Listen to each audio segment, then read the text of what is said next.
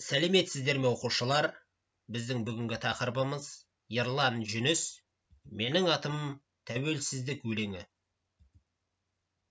Оқу мақсаты: әдеби шығармада көтерілген әлеуметтік қоғамдық мәселені идеясы арқылы түсіндіру. Ерлан Жүніс 1984 жылы 7 қарашада Алматы облысы Жамбыл ауданында дүниеге келген.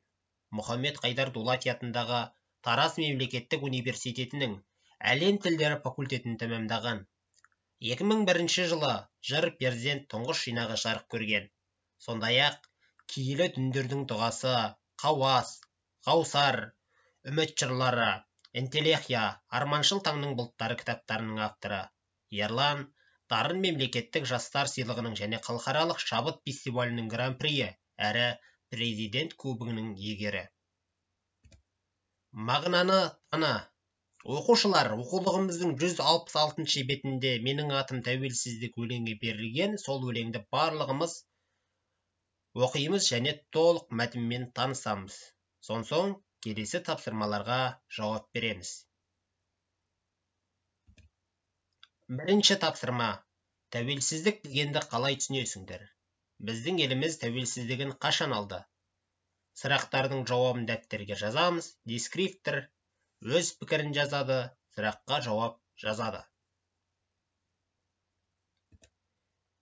Екінші тапсырма: 3 бағаналы кесте берілген.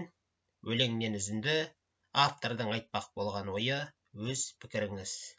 Тәуелсіздік ше, ол менің тегім, ұлдарыма оны дарыттым.